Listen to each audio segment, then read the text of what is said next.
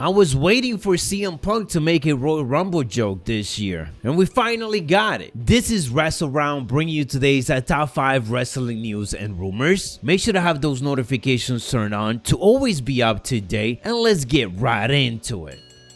Fans are furious right now, and WWE is getting a lot of social media backlash following this week's NXT 2.0, because we got another name change. Walter defeated Roderick Strong in the main event of this week's WWE NXT 2.0, but the bigger story coming out of it was Walter saying that the winner of the match is Gunther, which is apparently his new name, which WWE trademarked earlier on, with the full name being Gunther Stark. And a quick Google search shows that there was a Gunther Stark who served as a German military commander during World War II. It's very clear now that the name was trademarked for Walter. It remains to be seen if they would decide to remove his last name or continue with these plans. It's very likely WWE did not know of the history of the name, but the story was trending even before they announced this name for Walter, so they couldn't make the necessary changes before NXT 2.0, or just hold off before announcing his brand new name so that they have enough time to just come up with a different one. The backlash that WWE is getting right now, it's insane, and it's definitely bad for PR and very unnecessary. With all of that said, this certainly seems to be WWE's first step in the process of them calling up Walter to the main roster and transitioning him from NXT UK to NXT. Talking about NXT, reports from the Wrestling Observer Radio indicates that it is very clear that Roderick Strong could be on his way out of WWE.